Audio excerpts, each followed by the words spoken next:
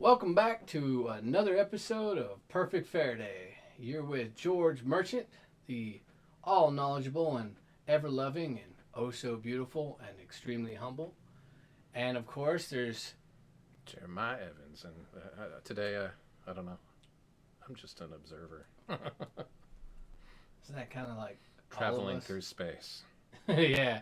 So today we're going to talk about something that I get kind of nerdastically. Can I make up a word? Sure. Okay. Nerdastically excited about, and It's the culture now. yeah, so I Can I make up a word? This is a family-friendly show, Oh, okay. so we gotta be careful about what words we make up. We might get canceled. So, Splendorific. okay, I guess that's a word. Um, It probably already is a word. and it probably already is a word. So, I think we're getting off subject here, but what I get excited about, what I nerd out about a lot, is energy. A lot of people probably are paying a little bit more close attention to it right now across the world. If you're listening here in the U.S., the price at the pump is definitely hitting you. We've talked about inflation in a past episode and the things that affect the price of inflation. And today I kind of wanted to delve into something a little bit deeper that has to do with that, what's affecting the price of inflation, how it's impacting that, and then breaking that down a little bit more into an understanding that maybe it might bore some people, but some people might be like me and might be a little bit more curious. So I got my start in industry in the nuclear field. Actually, I was a nuke in the Navy, and I after that I worked a little bit in the energy industry, and I've always had this sort of really like bizarre nerdy passion about energy. I think it was because I watched a movie when I was like a kid. Um, oh man, I'm terrible with actors' names. Who's the guy that's in Bill and Ted? That's Neo and the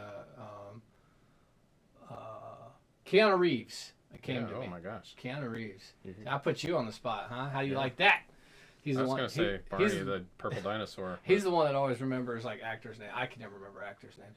So there was this movie, and it was all this the fighting. They were going to be able to produce all this energy from like cracking water and like a hydrogen energy type of thing, and it was like an action flick or whatever. But I guess I haven't seen this movie. so it's an older movie. I don't remember the name of it, but if somebody out there remembers it, like it had something to do with like a tone, like they played a certain note and they amplified it, and it Was it the brown note? Or? okay, again, family friendly show. So But everybody loves poo jokes. yeah, yeah, everybody likes a good poo joke.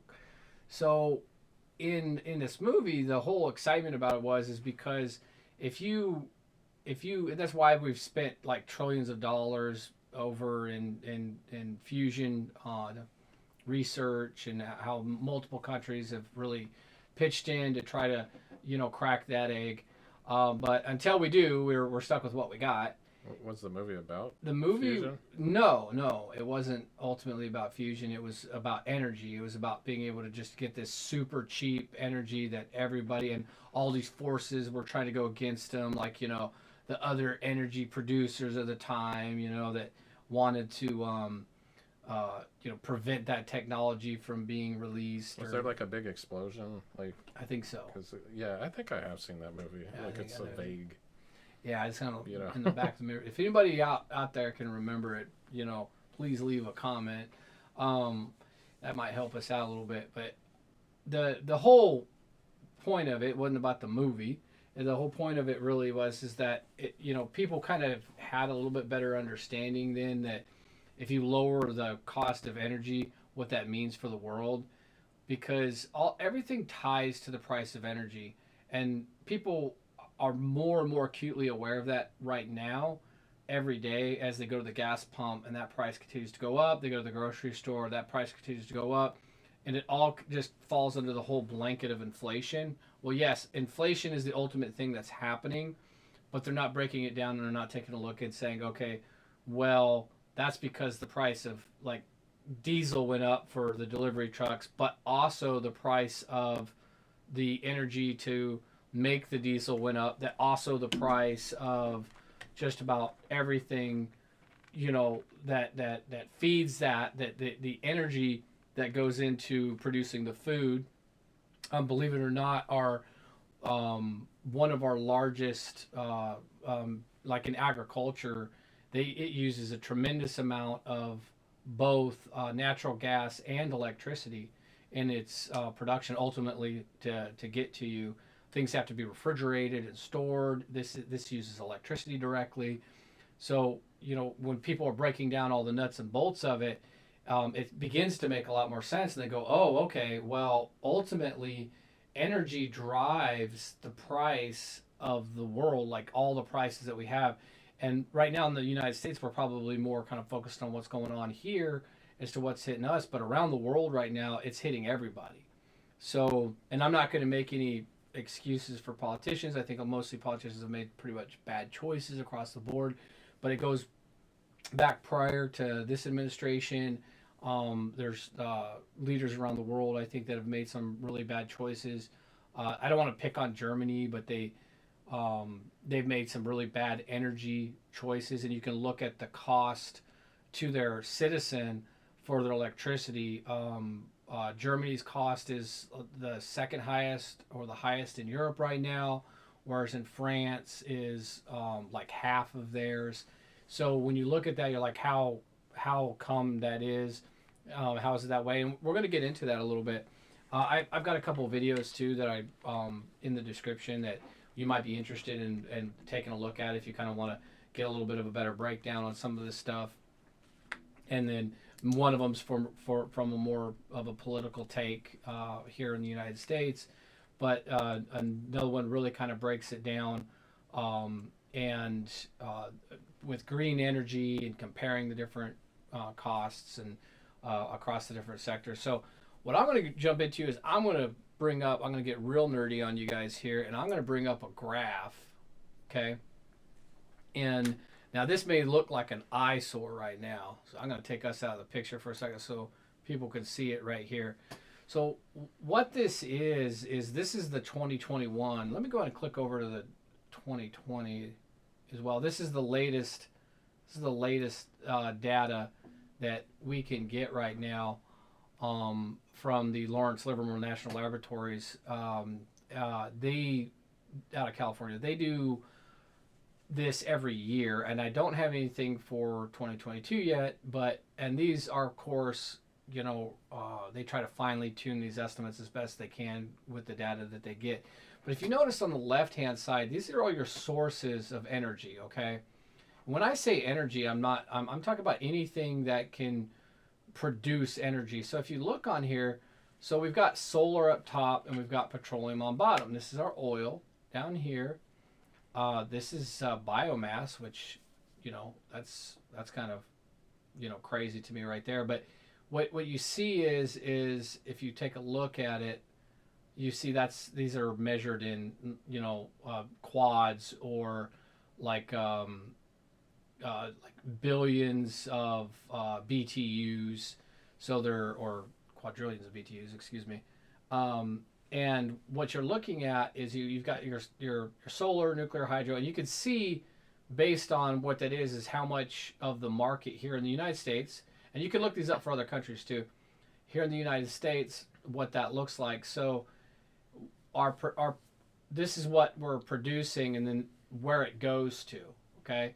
So if you notice here, and there's kind of a middle box here of electricity generation, and right here you'll notice that you have coal, natural gas, wind, hydro, nuclear, and if you follow this top little yellow line, you'll see solar right there, that small amount right there, and that goes into electricity generation. Now if you look to the right of it, this coming out of it will go into residential, commercial, but you notice there's a big gray area right here, and all of these have big gray areas that come out of it. This is rejected energy. Every system has waste. You might look at that and go, holy caca, we need to get more efficient. Well, some of these things of course we can always work on this side. We can always work on this side. You can You can, for the residential, you can insulate your home a little bit better. You can, put better windows in, that kind of thing. And this part down here decreases. It actually doesn't just go to waste, right? It's and surprising me that transportation is the biggest waste. I would have thought it would have been industrial. No, actually, what happens is because industrial is so closely tied to their inputs and outputs, they actually work really, really hard to bring this number down, because it can mean millions and millions, hundreds of millions of dollars a year. Rejected energy, like in the system. Heat loss, heat loss, inefficiencies. Well, 480 goes back onto the grid, like better too, doesn't it? No, am I misunderstanding not necessarily. the interpretation of this? No. So what this is right here is just all your losses, transformer losses, line losses. It doesn't directly get used in a way that directly results to like for example, horsepower that does the work that moves something. So example like in transportation, lot of loss in transportation, huge amount of loss just in electricity generation as it is. Okay, so going through this, and this is 2020's one. I'm going to flip between that and 2021. You can see there's some changes here. Like, let's take a look at coal. So in 2021 it was 10.5, right? 10.5 units, and then it was in 2020 it was 9.21. Well, the amount of coal we used, flipping back and forth a little bit, went up. Okay, it had been going down. It did go up, right? But that was also a increase. There was an increase in demand as the market started coming back online after the pandemic. So some of this stuff can be explained. Well, a lot more people were at home, like during peak hours and stuff. Yes. So you've got you've got some of these shifts are shifts like in transportation 26.9 and then 24.3. Okay, so we got 24.3 and we got 26.9, right? So when you have that going on, then I'm gonna go over here and let me see this real quick. Sorry guys, just want to make sure something's tacking in place on our screen here. So there we go. So what you have going on here on these graphs is you have all of your different hydro, wind, solar, and it gives you a good visual representation of where we're getting all of our energy from. And then if you take a look at what's going on in the energy sectors right now, everything is tied together. Like, the price of everything goes up, everything goes up together. Okay, and then one of the reasons why is because these different sources. I'm going to bring it back up again for you guys. Well, how many of these things rely on transportation, which seems to be pretty much everything. Sizable chunk of, Yeah.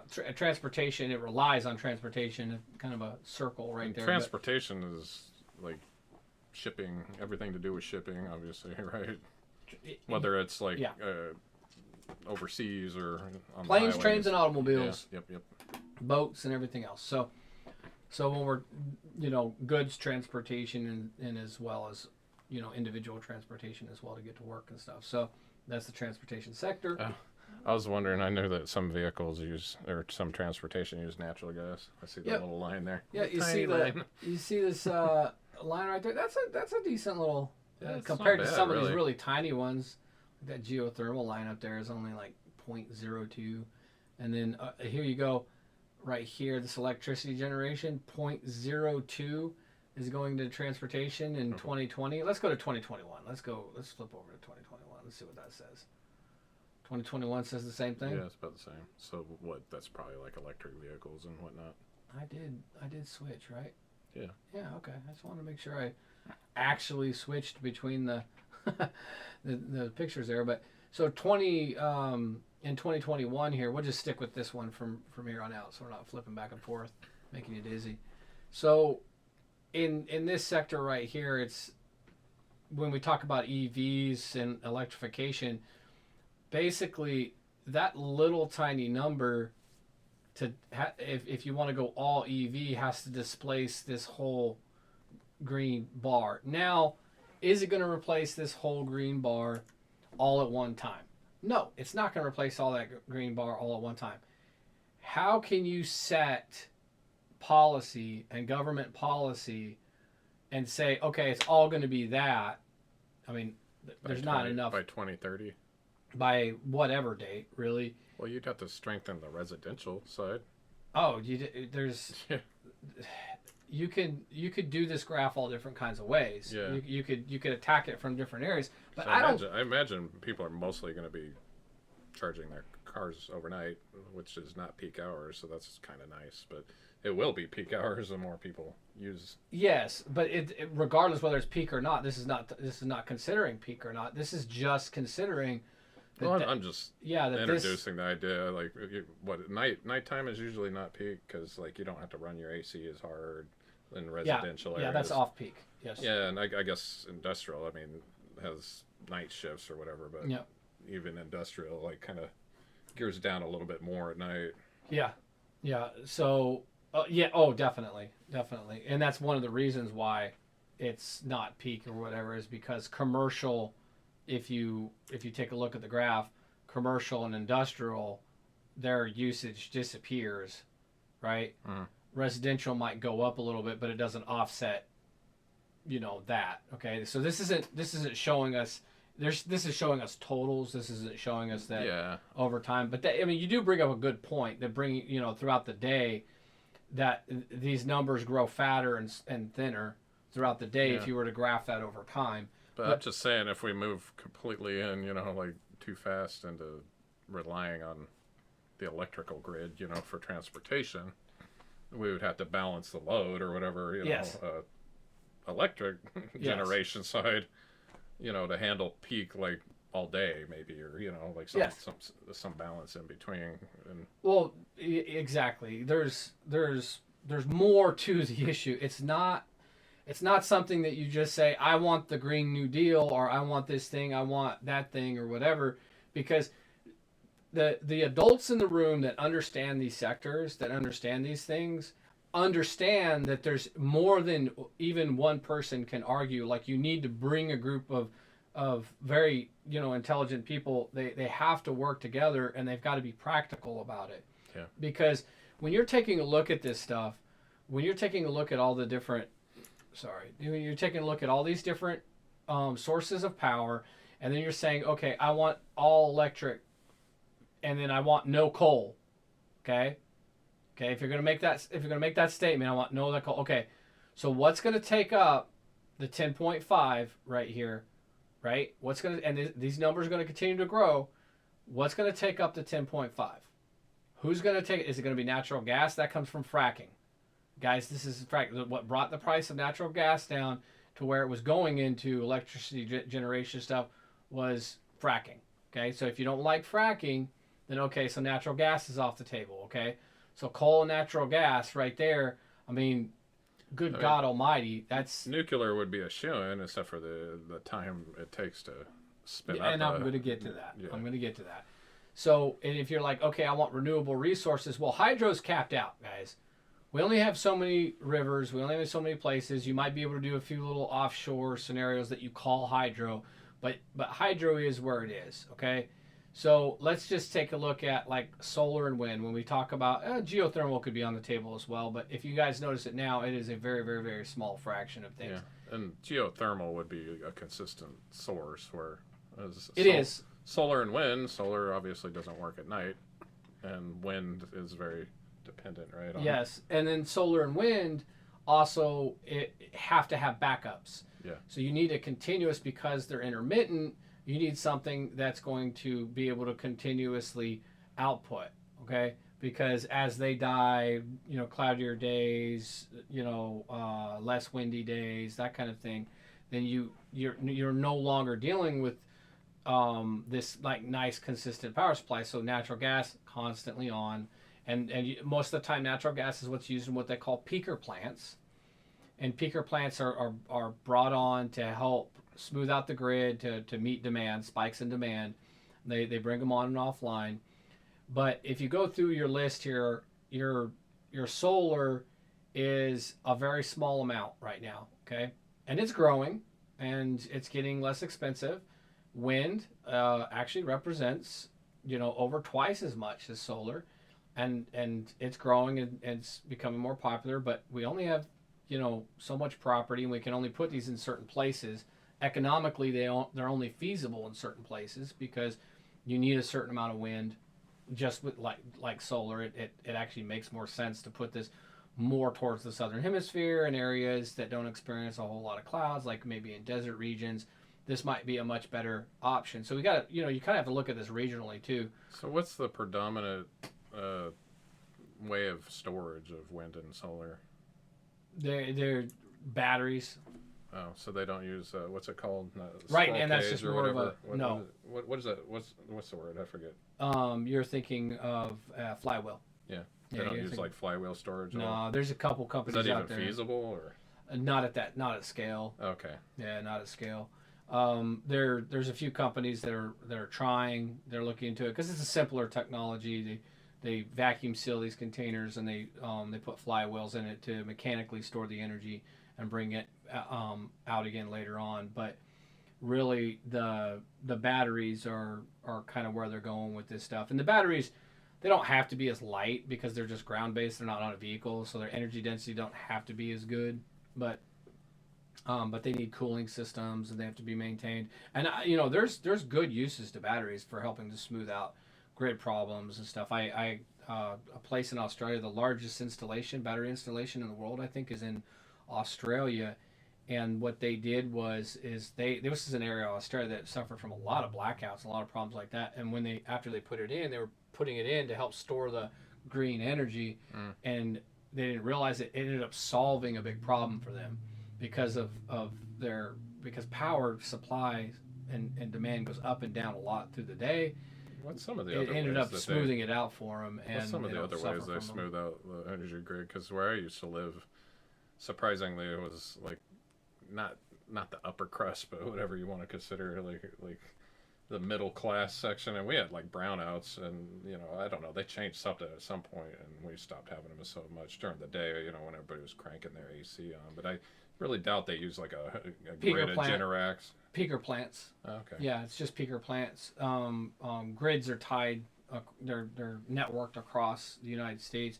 It's literally like energy's like sold like on a stock exchange, so to speak, now. And this part of the country can sell to this area or whatever, but it's mostly like peaker plants. They bring on natural gas plants to go ahead and to smooth that out, basically, because they probably got bills sent to them and threats of getting sued because those brownouts damage expensive equipment. Oh yeah. Manufacturing equipment and stuff like that. So, only that people only going to put up with that so long. But going on to what we were talking about here, going back to what I was talking about, we have to look for what the cheapest solution is, because people are thinking about, we just want the greenest solution. Well, we have to be practical too, because the cost of energy directly impacts our ability. And you guys, I think, are starting to understand this more. I think a lot of people are starting to understand this more. It directly impacts the cost of food. And when the cost of food goes up, guess what happens? People starve. Yeah. People starve. Now, in America, we may not be starving. It may be hurting, and we're worried, and we might be a little bit ashamed about having to tell our kids to turn the heat off because we need to be able to afford some peanut butter and jelly or whatever. Like it's less likely that we're starving here in the United States, but people starve around the world because these world commodities are all tied together, and energy's at the base of everything. That's why I get all like nerdy about it and everything like that, is because if you make a big breakthrough in energy technology in the energy sector, then what you're ending up with is you're feeding more people, you're raising the standard of living for people, and anything you do that negatively impacts people across the world. So what's the answer? How can we how can we make this chart if we want to make it as clean and as green, as healthy, cheap as possible? Which one of these sources that we currently use could we dominate the rest of them with and kind of push them out? Okay, because if we want to make, if we want to drive a whole bunch of electric cars so that we're not burning gas anymore, we're not burning diesel anymore and stuff, and I'm all for it. Like I would love it. I'd love it if I didn't have to worry all my life. We've gone this up and down with gas prices. Oh, gas prices went up again. All right, they backed down for a while. The economy's doing good. Oh, gas prices went up again, and it's one of the wedge things, or whatever the politicians like to play around with and stuff. And I'm sick of it. I'm just sick and tired of it because my whole life the wrong things are done. Okay, things get done. A whole bunch of money was invested into solar, and a bunch of those companies went bankrupt. That money just disappeared. I mean, and this has been going on for decades. What was Enron at its besides a big thing? It was supposedly an energy thing, right? I'm not sure. I know that was like a whole scandal back in the day, but I do remember under its umbrella it was supposed to be an energy company. No, I'm not sure. I think they may have been involved in the energy commodity trading and stuff like that. So like futures and stuff. Well, it's like that, but yeah, it's basically trading from this to that or whatever, and cook their books and a bunch of stuff or whatever. I remember the whole scandal. But yeah, it was a trading firm, so it doesn't really matter what they were trading. But so really, when it comes down to it, is what does it matter to me if I can't feed my kids, right? What does it matter to me if you're wanting to do this great noble thing that you think is noble while starving out a whole bunch of people? Okay? Yeah, do I want a nice clean planet and everything? Yes, absolutely. But guess what reduced our carbon output? And I wouldn't mind arguing the whole idea. I think that's the wrong metric to measure sustainability and environmental impact by. I think that's the wrong metric. Yeah. But if you take a look at this, whole nother episode.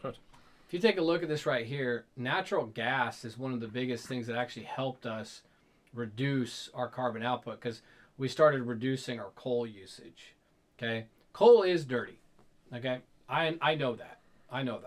It's really natural gas is the cleanest of the fossil. Yes.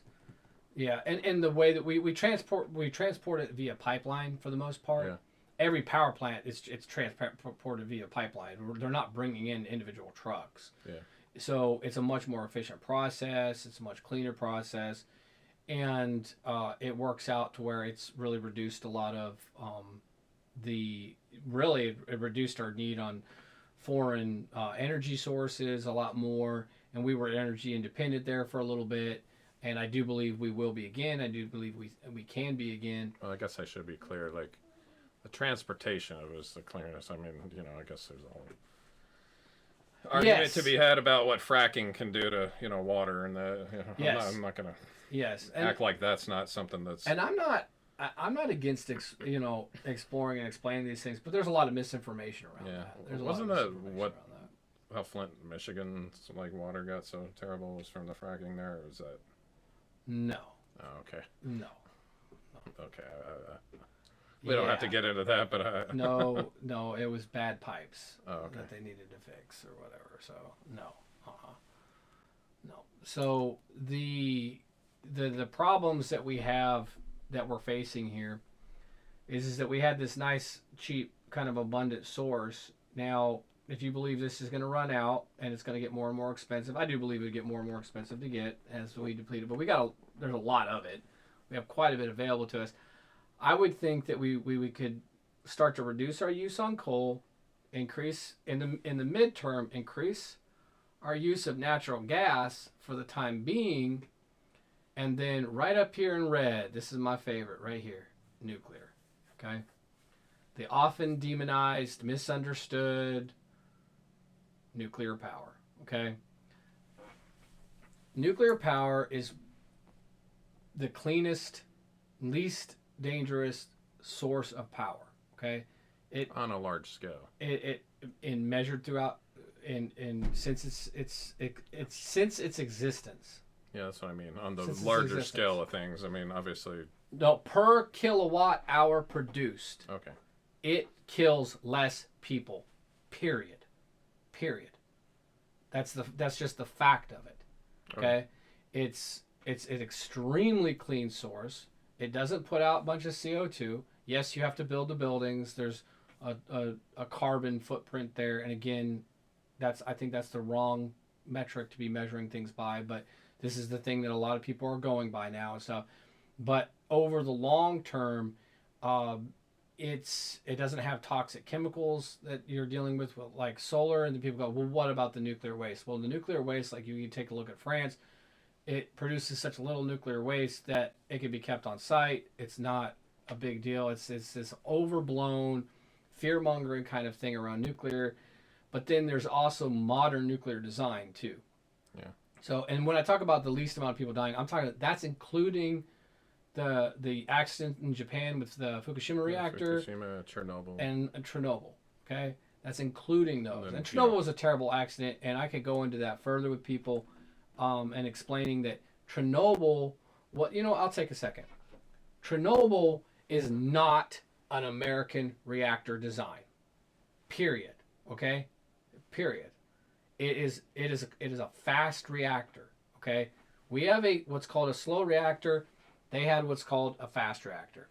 They used fast moderation. The runaway that they experienced could never be experienced in a light water reactor. Okay? It couldn't be, because as the water gets hotter, the reactions go down in our designs. In a light water reactor, that's what we had in the Navy. That's what all of the nuclear plants in the United States use. That's what I should say all, because I can't claim, I don't know for sure every single one in the world, but that's what most of the nuclear reactors in the world uses are light water reactor designs. Okay, and it's what they have, what's called a negative coefficient of reactivity, meaning it reacts negatively. It acts in the opposite direction. If my water gets cooler, my reactions go up. If my water gets hotter, because the water gets denser. Okay, think about it like if I'm a neutron and I'm coming out of my fuel, coming in, right? The water moderates it, right? Now the atoms separate out more when you get hotter, so some of them miss and they don't get bounced back. Okay, but when it's denser, it's more likely that it's going to hit and come back into the fuel and create a chain reaction. Okay, and that's what you want to have to sustain that reaction process. And that hot water that it makes, because it's just turned into heat, is there's two sides to the hot water. There's the primary side and the secondary side. The primary side is on the reactor side. It just goes in a loop and it heats up. It's in a pressurized side. It heats up other water that gets boiled off to turn a turbine. It's just a steam turbine. Normal steam turbine that's used in many different plants design, like coal and everything else. So that part of the process is pretty much the same across the board. What happened in Chernobyl was they disabled a whole bunch of safeties. Okay, they went through, they disabled a whole bunch of safeties. They were doing high power testing, and the reason that's why they disabled the safeties was because they wanted to push and do these high power testing. They had a failure, they made a mistake, and it led to this catastrophic reaction. These sort of things, now, this was in Belarus. They didn't follow the same kind of rules and design and everything like that we do over here. Not just the rules, but the design itself. Okay. Belarus is in Ukraine, isn't it? No, it's on the edge of Ukraine. Oh, okay. Yeah, it's Belarus. Oh, okay. Former state of Russia. So. Oh, it's its own. Yeah, it broke off from the USSR, right? Yeah, but I think they're still pretty Russia friendly. So. Well, it's neither here nor there. Yeah, I thought it was like in the heart of Russia, like until more recently. Nah, it's on the edge. But that whole situation over there brings a lot of fear to the subject. So let's take it one step closer. That was they actually used what's called a liquid metal moderator. So it wasn't even water. It was actually something, liquid graphite, that was even more dangerous to deal with. So you've got that, and then They should have used graphene. yeah. All right. Well, the graphene stuff. So I'll leave you alone. so yeah, let me finish the thought. So you've got that design. Then you've got the Westinghouse type designs, like water reactor designs, that kind of thing, which is the more of the West designs, right? So then you've got something that's even newer than that, that's called thorium, and that's what I get excited about. Actually, I get excited about thorium because thorium, we've known for a long time. We've known since like the 50s or 60s. The reason we went the direction with uranium instead of thorium in the nuclear field was because Nixon wanted a good, and other countries too, I'm sure after us, but we were leading the charge there on the nuclear side at the time. We were kind of ahead of everybody there. The Nixon wanted a industry in place that helped to produce weapons grade uranium. Okay, uranium 238 or through the purification process. Okay, so 235, but if with that stuff in place, they can produce 238. Yeah. It was the when you're doing that process, he wanted the industry in place for doing that so that we could make nuclear bombs. Well, that was kind of the whole thing, and one of the main uses now, actually, for the uranium in the old nuclear bombs is it goes into, it's getting recycled and it's getting put into power plants. They just, reprocess it a little bit and put it into power plants. So that part of it is why that came to be. And why we chose not to use thorium. And that's why we chose not to use thorium, because thorium doesn't really make for, you can make a nuclear bomb out of it, but it's a lot harder. It's a lot harder to do. Yeah, well, thorium's 10 times more abundant? Thank you. Roughly. Yeah, thank you for reminding me of that. Yeah.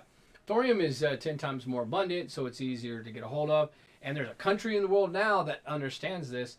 And I think they said they're going to try to put out 25 thorium reactors, 25 to 30 thorium reactors by... It was India, wasn't it? India. Yeah, India. I think they said like 2025 or something like that. And it was amazing.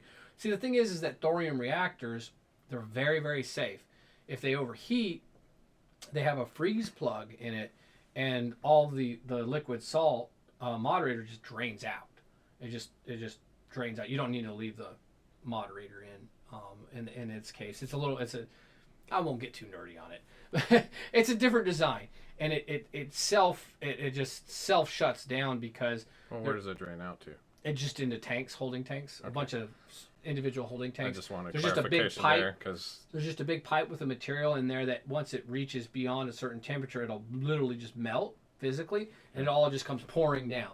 No, you don't need to have cooling pumps running. Like with Fukushima, their big failure is that they lost electricity, and their diesels got damaged or flooded, and like cascading cascading events. They couldn't keep cooling online because the diesel generator wouldn't come back up, and your pumps needed electricity coming off your diesel generators to keep cooling, at least a minimum amount of cooling. And then this is where they had the problem in Fukushima.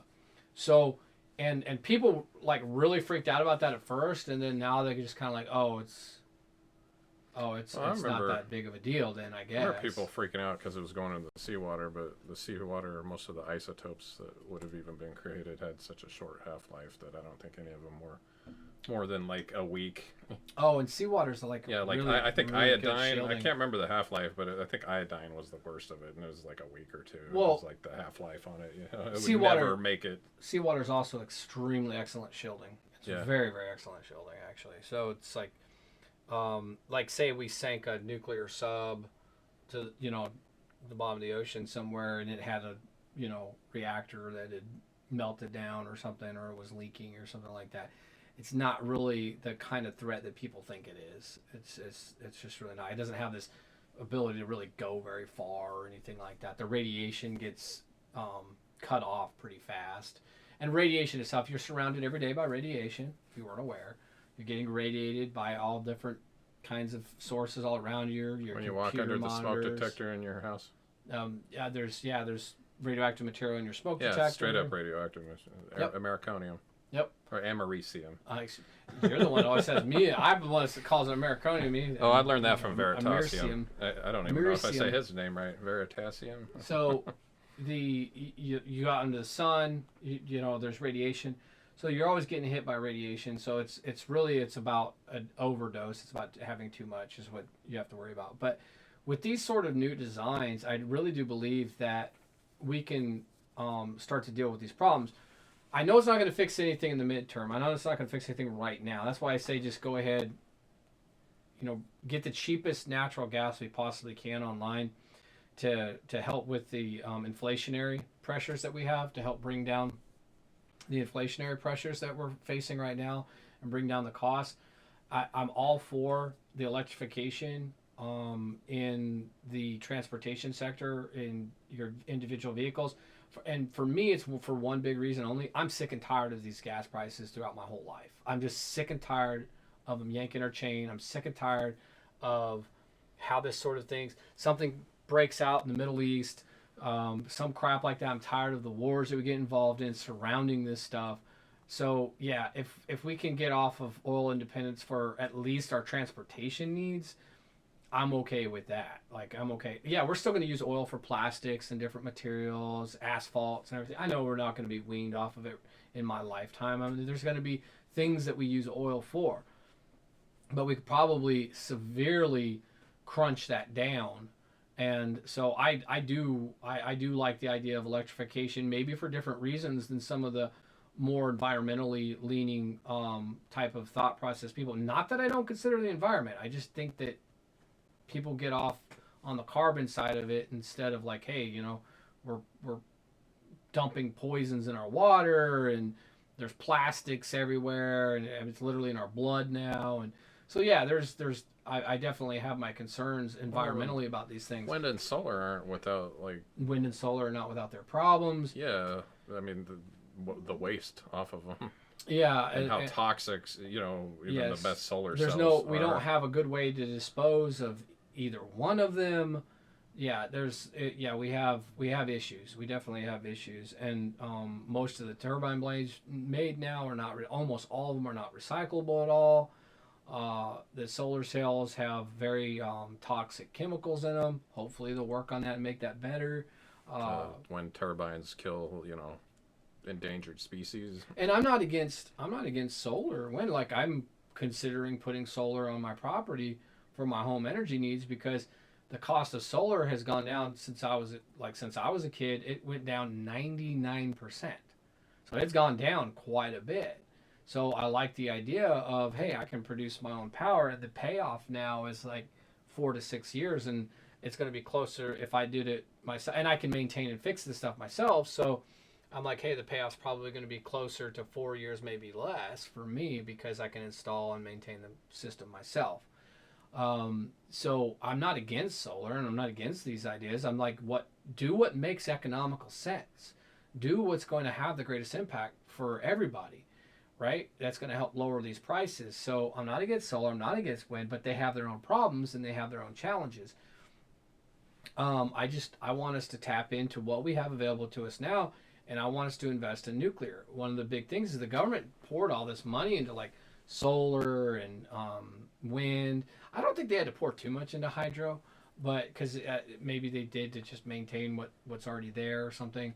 Geothermal, I think geothermal, it only works in certain places, obviously. Yeah. So, but there's, geothermal is always an option to move into, but it represents such a small percentage right now of the total piece of the pie. Not to say it couldn't do more, but we keep talking about this stuff. This is where I get really aggravated. We keep talking about this stuff. These stupid politicians keep weighing in on stuff that they really don't know anything about. They don't have any clue of what they're talking about.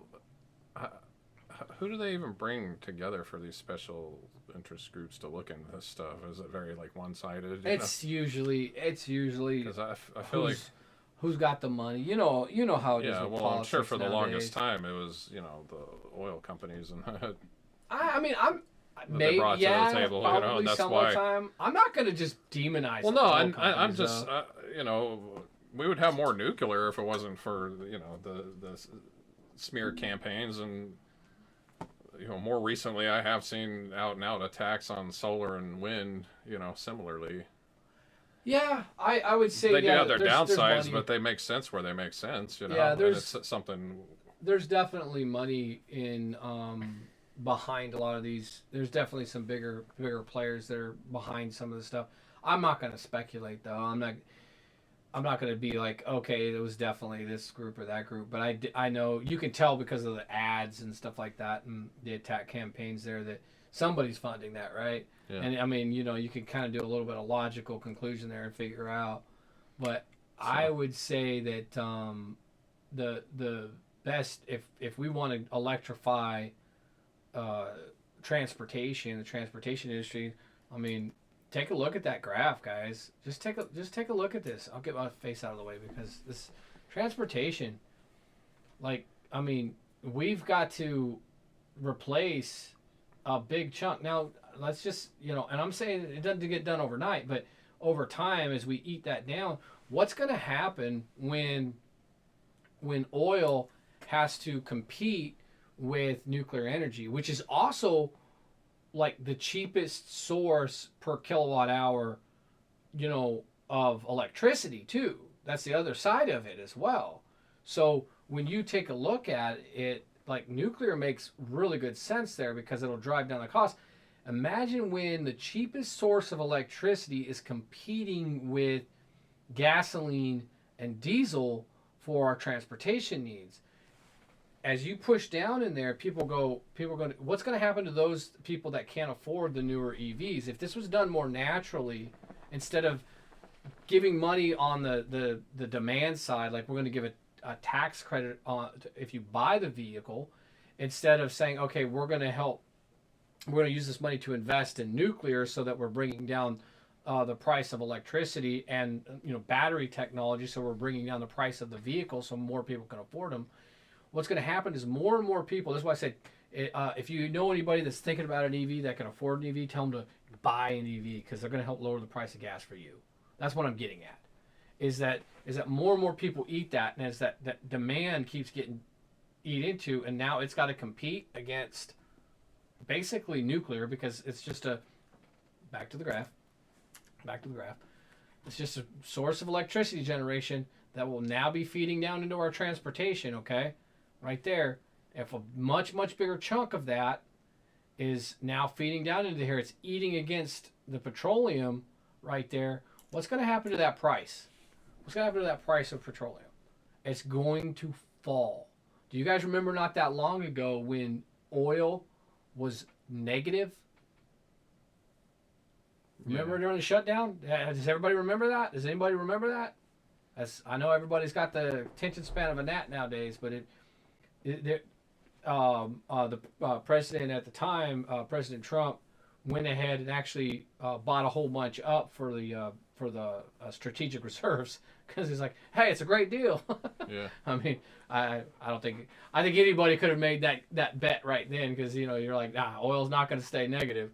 So it had crashed so much. So you think the prices won't go down on this? Oh yeah, prices will go down, and then what they'll do is they'll fall into a much more natural place, and then we're not getting jerked around at the pump anymore.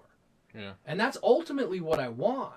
I want people I want people to be able to plan out their budgets and then not wake up one day and go, oh crap, like I little Timmy can't go play, you know, baseball anymore or whatever because I can't afford the extra gas going back and forth. Okay, we need to we got to turn the heat off. Everybody throw on more blankets and everything like that. Now, I grew up really poor, so it doesn't bother me to pile up a few more blankets and, you know, not turn the thermostat, not be so wasteful.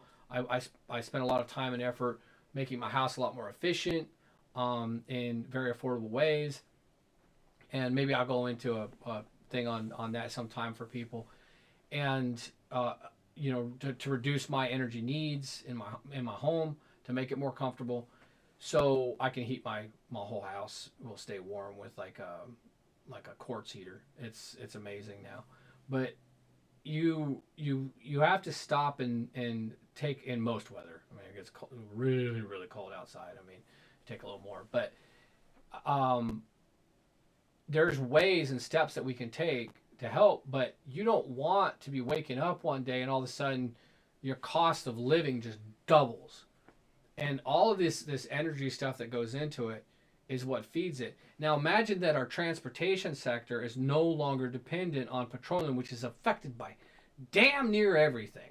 Okay? Somebody picks a fight overseas somewhere, price of oil goes up.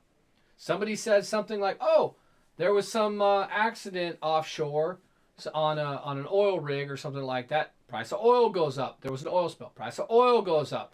Somebody says, "Oh, I think I might want to pick a fight in the Middle East somewhere." Price of oil goes up. Somebody says, "Oh, we're going to be having to take this plant down for regularly scheduled maintenance." That happens all the time. That is no big deal and is not going to interrupt any supply problems whatsoever. Price of oil goes up. Everything affects, because it's a speculative market. Everything affects the price of oil, and it's always us at the end that ends up paying the price. Okay. Yeah. Well, and the cost of our goods and are getting there. I'm sorry. Go ahead, man. Yeah. We always talk about disproportionately, you know, affecting the poor. Yeah, and middle class. And energy policies are the hugest. Like they are the biggest. It's not something we ever talk about. I mean, this is why I get passionate about it. What's the cheapest electric vehicle? That doesn't seem like a solution to like just jump into electric, because as it stands, I don't think there's anything under 30,000. I would never. I mean, I wouldn't consider myself poor at this point. I'm not like super well off, but I would have a hard time dropping 30K, even for the cheapest. I don't think you could find one under 40 anywhere in the United States, honestly. I was looking recently and I was like, you can't even find one. Some people will be like, "Oh, but if you look, the base model, okay, buy a $40,000 or like buy 30,000, 35,000, whatever, and then show me that's what you ended up ultimately paying in the end, tax, tag, and sticker. That's what you actually paid." Because it's not going to be that. You're going to be paying over 40. You're probably going to be paying 45 to 50. So it's outside of the reach of most Americans to even consider. We're not there yet. Will we get there? I believe we will. I believe that they will get there, though. It just drives me crazy that we didn't invest more in hybrids, and maybe we still could if. As a stopgap to bring down petroleum usage, in the intermediate, when maybe we can strengthen the electric generation, side of it. Yeah, and I know that the graph seems, when you take a look at the graph, it seems like an eyesore at first or everything. But yeah, I think you guys can follow it and kind of get an idea and say, "Oh, okay, that makes sense. That makes a whole lot more sense." Well, the issues are not that complicated. It's more like everybody's got to have their fingers in it. There are other factors. Gas plants, like natural gas plants, it's a quicker return on investment than nuclear, but nuclear has a much larger return on investment. It's a tortoise versus the hare sort of situation, where natural gas wins out in the short term, nuclear wins out in the long term. But you've basically got to guarantee investors, like, if before they even break ground, you got to say, okay, you got to go to the Nuclear Regulatory Commission and say, okay, this is what we want to do. Nuclear Regulatory Commission says, okay, yes. And the government basically needs to guarantee that they're going to pay every damn dime back to the investors if they later on, halfway through the build, shut them down or whatever. I'm like, they've got to put their butt on the line, because a lot of the stuff with the nuclear is because it takes so long to build and there's so much money involved. People are scared away from it because of the shifting in politics. So there needs to be some sort of guarantee there. And then I also believe in 0% loans to the energy sectors that matter. I still want them to pay them back. I don't believe we should be giving out handouts, but I don't think we should be giving out handouts to anybody. I don't think we should be giving handouts to solar. I don't think we should be giving handouts to wind. I don't think we should be giving handouts to anybody. Just give 0% loans to nuclear and say, let's start building. Let's start getting them going. Open up open up natural gas for now because that's all we can do in the immediate. Make sure that we can do everything possible, be looking at everything possible to bring down the price of production, because the price of production is what ultimately is affecting the price of everything else. And if we don't attack it from that end, from the supply side, we're not going to these EV tax credits and stuff like that. That's the demand side. That's you're trying to address a supply issue by propping up the demand side. It doesn't make any sense at all. It doesn't make it. The problem's not with the demand. Everybody needs it and wants it. The problem's with the supply. Okay, so let's get the supply side issue taken care of. Let's focus on nuclear. Let's grow that side. Guys, there's some really great videos on thorium. Thorium. You can Google it. Really cool. There's a lot of people that get pretty excited about it because once they learn about it, and I really recommend people, kind of taking 10 minutes and watching some of these other videos on thorium. I think it would be like, hey man, that seems like a really good idea. And it's safer. It really is. It's a whole lot more resistant to nuclear proliferation for weapons use, which I'm all for as well. I like the idea of a nice, clean, safe, cheap form of energy that can be built a lot faster.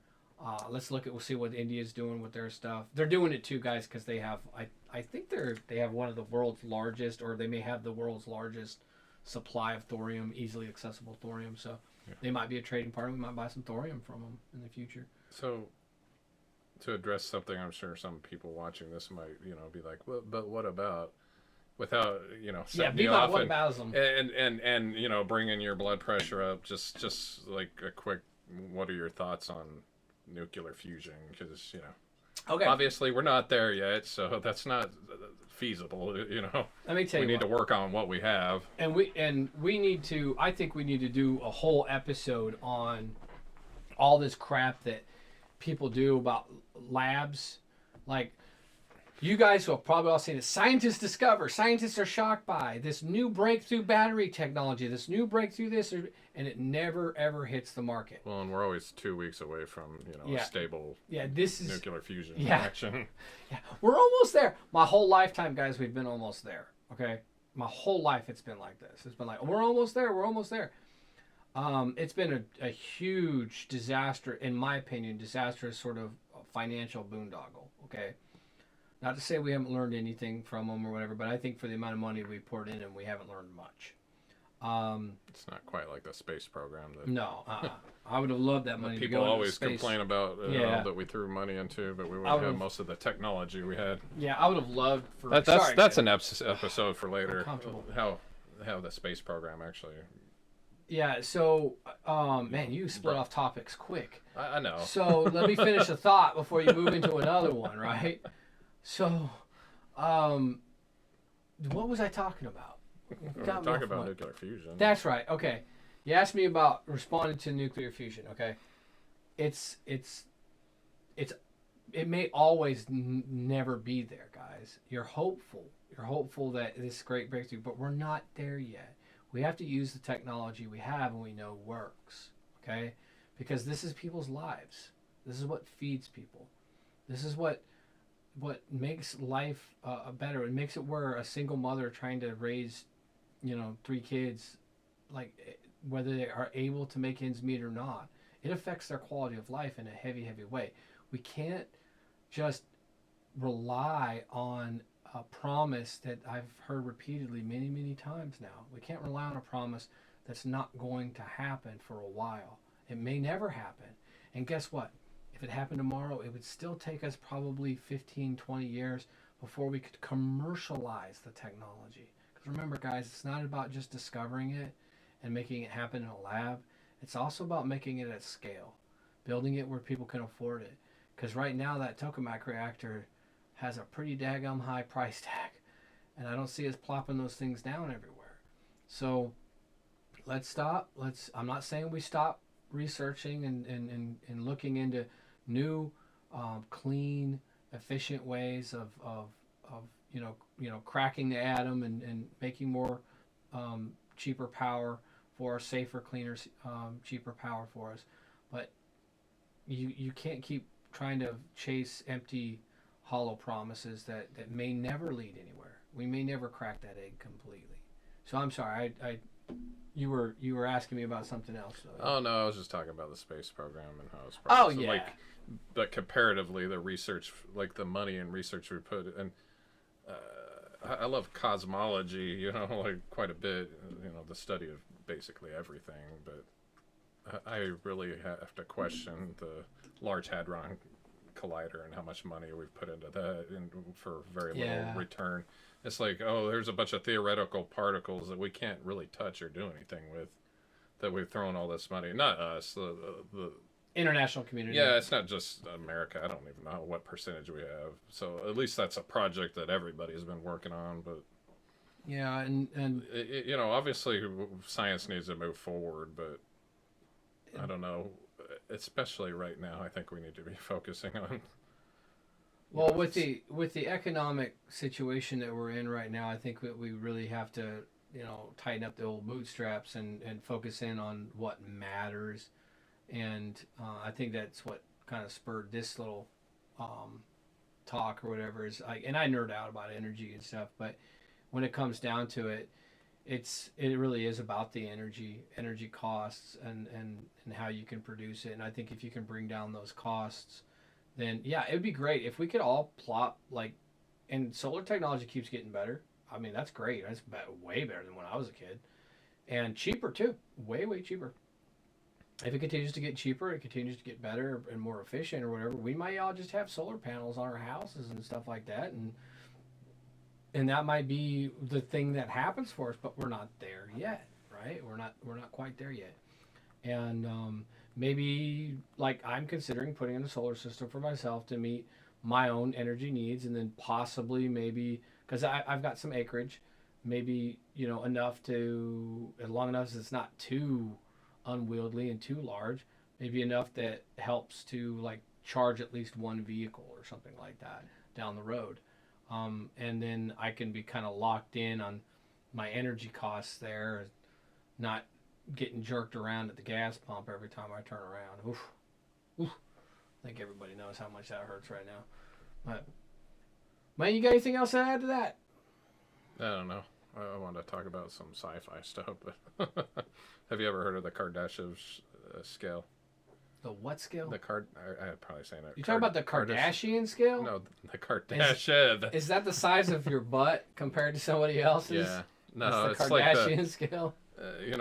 3 civilizations, in the future, where type 1 is civilization that's figured out how to harness the energy that you get from your planet's star, as he's fully gonna as you really can. nerd out on you now, guys. Yeah.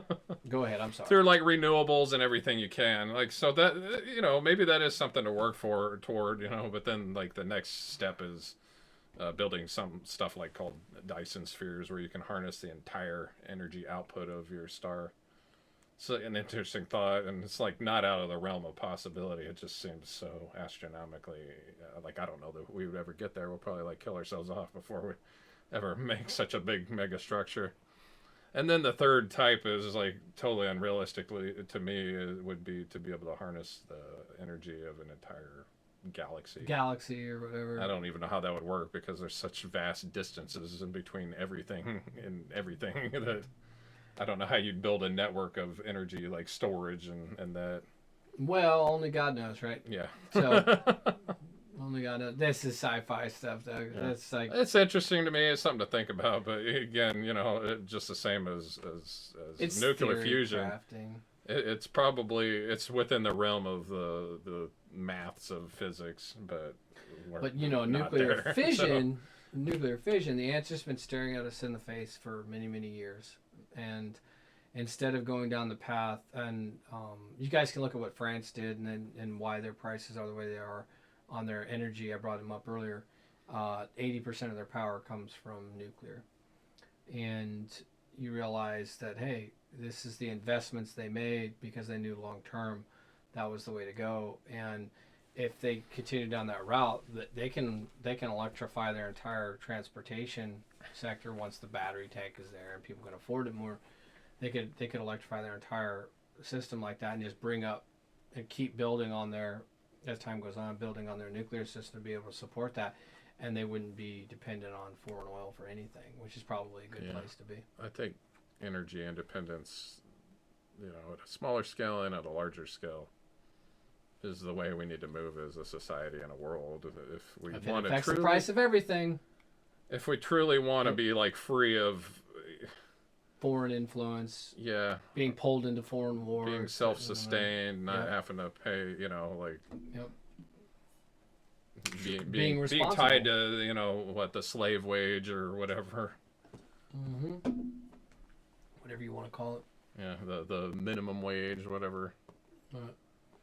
Whatever's like holding us down. I mean, like energy really is like the axis of all the.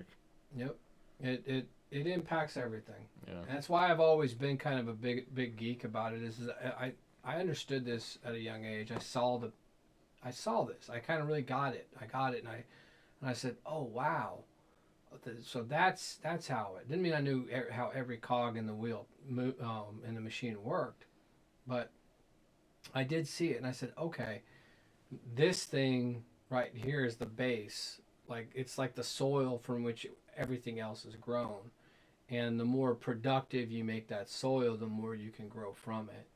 And I'm really glad that I've been in the kind of industries that I've been in to get to see firsthand and work with the different technologies I've been able to work with.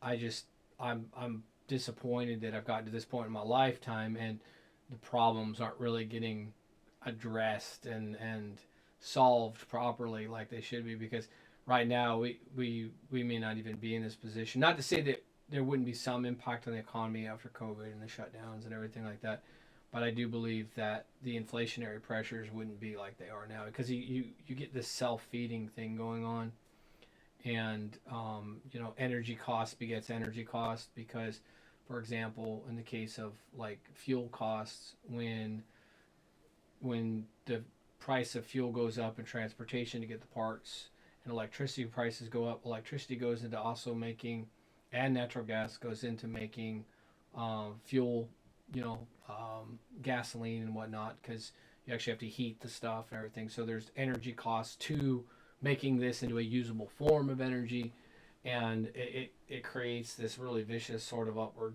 cycle and things. But if you can break that cycle by just having a nice, good, strong, firm, very, very hard to manipulate energy source, then I believe it really does solve a lot of those issues for you. It really does. Not that the world's ever going to be perfect, but I do believe that we wouldn't be in the mess that we're in right now if we would have invested in nuclear a long time ago, like we should have. And a lot of us have been talking about this for years. One of the reasons why I'm not in the nuclear field is that we didn't make those investments. I saw that the job opportunities were limited. I saw the political winds and the way things were blowing, and I said, no, that's, that, and I mean, working in the nuclear field is rough. I like to be a little more creative, and good pay though, huh? It's probably good that they don't really want somebody that's, you don't want to try to be a creative person in the nuclear field. You kind of want things done the same way, this exact way every time. You don't want to MacGyver things. Yeah, you don't want no redneck going, I'll just fix it with duct tape. Hold. So yeah. Put a little engine grease on it. I guess I got a little too much redneck in me. So, but all right, guys, I think that's going to be it for today. But if you guys want to, please like and subscribe, share the video, and I really appreciate you tuning in. Please let us know how we're doing. We always appreciate the feedback. Yeah. Comment, let us know what you think we're right about, what we're wrong about, what you might want to hear from us for a future topic, and as always, I'll challenge you to think for yourself, please. That's right. Y'all have a good one.